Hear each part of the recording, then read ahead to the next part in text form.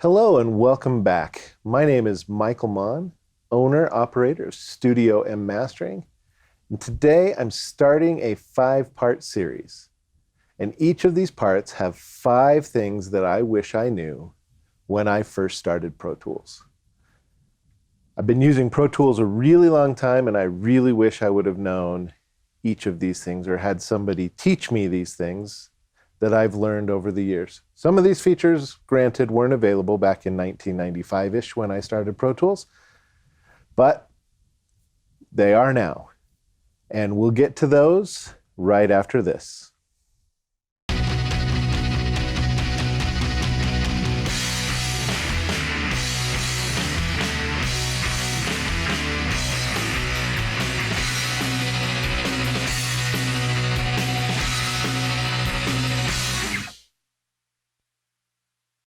So I'm super excited. Today, part 1 of my 5-part series, the 5 things I wish I knew when I started Pro Tools.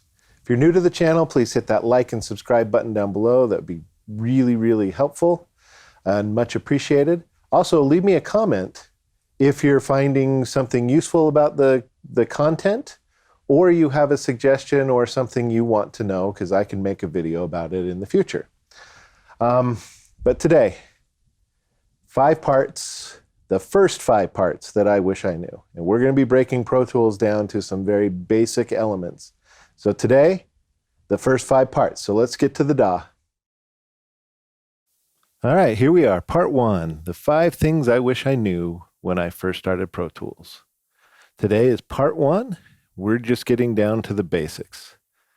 So the first thing I want to start with, this is what it looks like when Pro Tools is first fired up. You've got your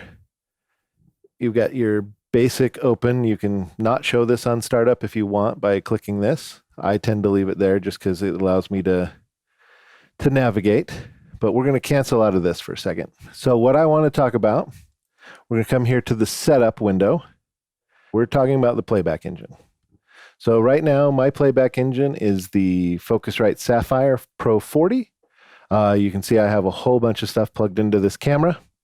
But I'm using the Sapphire as my playback engine. So this is how, like, if you have a session that you're opening from somebody else and they had one set of hardware and you had another set of hardware, this is how it chooses. Occasionally you might get stuck on like the built-in output option. And so then it'll only play out your speakers, or say you're plugged into like a TV and you're plugged into the HDMI. Well, if it's only coming out the HDMI and you're going, how do I fix this? This is how you fix it. You come to your Playback Engine. If you have a session open, you can come here and do that. You open it up. You choose the proper Playback Engine. If you change your Playback Engine, it will most likely save your session and want to reopen it because it has to reallocate the memory. There's also this thing on here called the buffer, hardware buffer size. Can go anywhere from 32 to 1024. I'm sitting at 256 because I'm not tracking. The lower the buffer, the less the latency. And so when you're dealing with Pro Tools and you're dealing with non-Avid hardware, you're going to be dealing with just different latencies in systems. And so the faster the computer, the faster the hardware, the lower the samples you want. But when you're mixing, you want a little bit more buffer, because if you're only dealing with 32 samples, it really decreases how much you can do when you're mixing. And we'll get to that in later videos. This is just part 1. We're really still dealing with the ultra basics. When I started Pro Tools, it was Pro Tools hardware only, so we didn't have to worry about the Playback Engine. But when, I believe it was Pro Tools 9 came out and they were allowed to use third-party I/O, that is when this became relevant. And it really tripped me up a couple of times when I first was getting going in the native realm, taking systems home to a small system from a big Max Avid system. So, and back then it was Digidesign, now it's Avid. So yeah, that was the thing that tripped me up. So this Playback Engine, that's like the number one thing, like knowing, okay, what's it going to be playing out of? What hardware am I going to be dealing with? Am I going to be dealing with my Focusrite? going to be dealing with the webcam that I'm looking to you in right now. A couple webcams. My son does some gaming, so he gets his Xbox in here. There's a display audio, like my screen, built-in input, built-in output, and then you can create an aggregate, but I tend to just use the Sapphire, like the basic driver for that particular hardware software. And then you've got a disk cache, and usually I don't mess with this. Some really, really large sessions, you're going to kind of eat up some of your hard drive space if you really want to like cache really deep. The normal, I believe, sits at about 2 gig, to be honest. And I'd have to go look that up again. But the disk cache, I just leave it at normal. But if you're finding you're having real trouble playing back, like say you're doing a full movie session or something like that, so you've got like a 2-hour timeline and you're really having trouble, you can go in and you can change that cache so that it's eating up part of your hard drive space to add to your RAM. And that helps out. So anyway, that's the playback engine. So that's number one. That's the first thing I wish I knew in Pro Tools 9. So I'm going to click OK here to get out of it. And it's thinking about it. Okay, so here we go. We've got the number 2 thing on my 5 parts. And this is just your basic open screen. When you first fire up Pro Tools, if you have this box checked, this will automatically pop up. So you have the ability to create a session. You need to be signed in if you're going to create a session to save on the Avid Cloud. And if you want to save on the Avid Cloud, you can. I tend to work everything locally, and then if I'm going to collaborate, then I'll move the session. But yeah, so you choose your local storage option. You can have the ability to choose from a template, and they give you a whole bunch of templates. You can create a template. Another one of the videos will actually go into creating a template and show you how to save it and where to save it. But if you're wanting to just save a basic session or create a basic session, we have the ability to come here. These are our options to choose from of what we're dealing with the session. What type of audio file are we dealing with? Are we dealing with WAV? Are we going to do AIF? Are we a Mac, solely Mac? In general, I just would suggest using just broadcast WAV files. Your sample rate, you're going to go from 44.1 to 96 or 192 if you're on the a system that will handle that. Bit depth, 32-bit float internally. You're still dealing with your 24-bit converters unless you have one that's supposedly a 32-bit, but you can do the 32-bit internal because it helps out with the math in the mixer. Or you can do a 16-bit session, 24-bit session. I/O settings, so it defaults to the last used. So if you've never had another session in and it's only your studio, then it'll default to yours. If you're like me and you're opening up sessions from 100 different systems a year, we can go in. I've created my own Studio M Sapphire, so at my little home setup, I'm able to hit that I/O, and then everything is going to be mapped to me when I'm creating the session. Interleaved, what that does, that allows the stereo file to be a linked file. So instead of a separate left file and right file, it becomes an interleaved stereo file. Or if you're dealing in LCR, LCRS, all of those from all the way to 7.1, you can actually interleave those channels so that if it's a multi-channel file, it can be just basically one waveform or one wave file that you're sending, but it's a multi-channel wave. And then here's your location. So you can choose your location where you're going to save your project. Right now, if I was setting one up, my last session was there. I could come here. I'm on an external drive. And I could create, say, like a new folder, because we're just going to create a session here.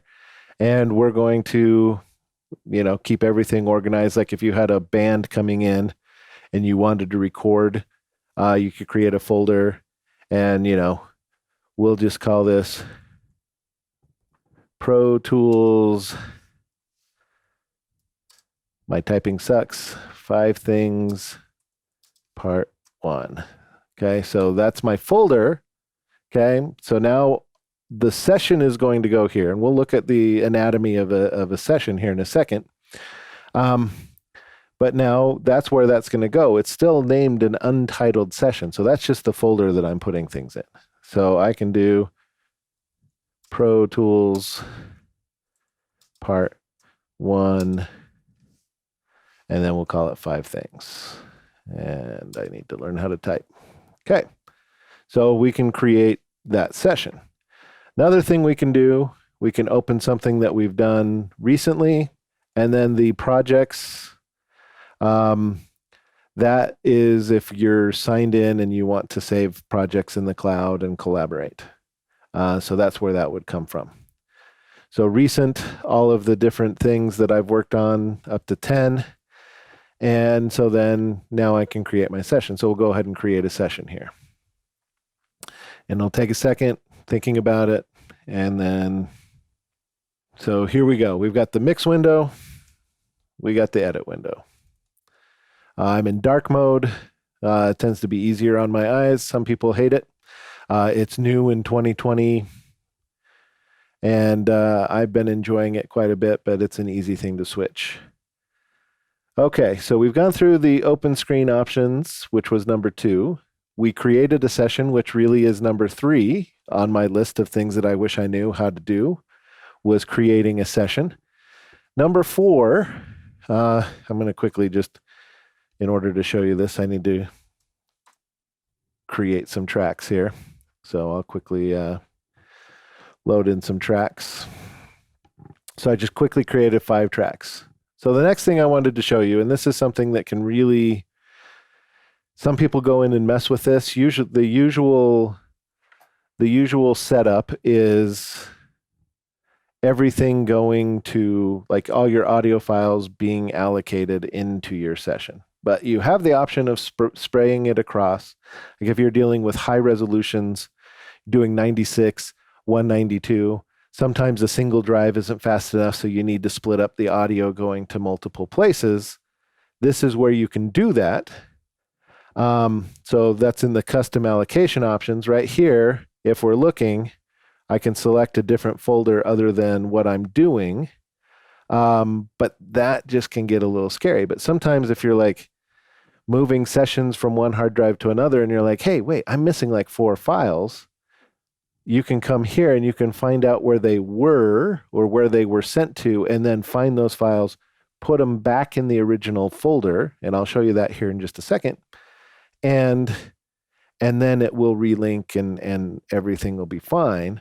But yeah, this disk allocation, this thing has bit me in the butt a bunch of times. And so nowadays, whenever I open anything from anybody else, I just double check and make sure all the tracks are coming back.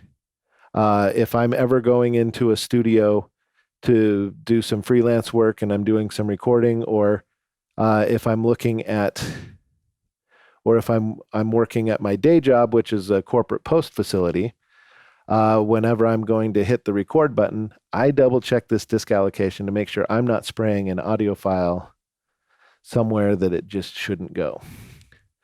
And then there's a thing, an option here to use round robin. So basically it will spray audio to all your drives if you have multiple drives connected. Usually a bad idea unless you're in a real hurry and you're dealing with high resolution and then you're willing to go find and clean up later. But you need to really have good naming when you're doing that. And we'll get into that at another point. So disk allocation, number 4. Number 3 was creating that session, looking at those session parameters. Number 2 was just knowing how to navigate that window, the open window. And then number 1 was the Playback Engine. So I'm going to hide Pro Tools here. Okay, so I'm going to hide Pro Tools here. So what we're looking at here is an already created Pro Tool session. It's my old band, Red Pete. If you've watched any of my other videos, you've heard their music. I'm the drummer. The initial recording was done June 5th in 2010. So, 10 and a half years ago. Anyway, so this was an old Pro Tools icon, or how they used to call their sessions was the PTF. Now the current one is a PTX, and that came with Pro Tools 10, I believe. And so anything that was saved with Pro Tools 10 and beyond has been a PTX. And so I can open, having a newer system, I can open a PTX system, a PTF system, and a PT, I believe it was a PTS. I can't remember exactly what it was. There was one prior to the PTF. And I'm able to open those in the latest system. But if you say you were dealing in, say, Pro Tools 5, there's no way you'd be able to open my PTX. Just the way that it deals with tracks and allocating stuff, you'd have to get some sort of converter to be able to do it. But backwards compatibility for me, having a newer system. Pro Tools 12, which is what I ran for years and years, which was a really, really solid system, able to open up the PTXs and do all of that kind of stuff. And so it was great. But the anatomy of the folder, this is what I wanted to show you. So you got your Pro Tools session icon, and that's just basically the wrapper for everything that goes into your session, but they break it out into individual things. Anymore, you don't see the fade files. That's already built into the thing, but because this was opened with a PTF or started with a PTF and fades had been applied, then there was a separate fade files folder. What we see in a Pro Tools window, you've got your wave cache. So whenever I open it up, it creates a cache that is operating at the same time, allowing certain things to be saved. If you have in your preferences, and we'll deal with this in another video, setting up to have file backups, and I have mine set up to back up every so often, so that if I'm working and somehow Pro Tools crashes, which it does do that occasionally, it's not a perfect system. There isn't a perfect digital audio workstation, so regular saves, regular backups, a really, really smart idea when you're working. And then you have a separate audio files folder. So all the audio files, fit into there. And then if you were doing something in post, they'd have a separate video files folder.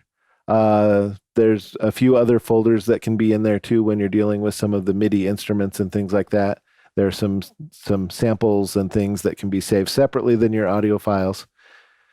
But in this main folder, this Red Pete folder, which is on that same drive, that Mic 6 drive, if you're looking at those, this is what comes inside. And so if you're moving a Pro Tools session and you want to make sure that you got everything, this is where you can go double check and make sure when you've got it copied to the new drive, you can actually go, okay, do I have all of these files? And this was multiple songs recorded into one session because it was just a tracking date.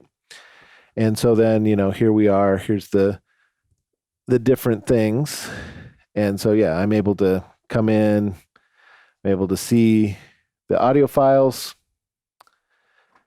the fade files, which will not be in the current versions, but if you're working on an older version of Pro Tools, then that would be there.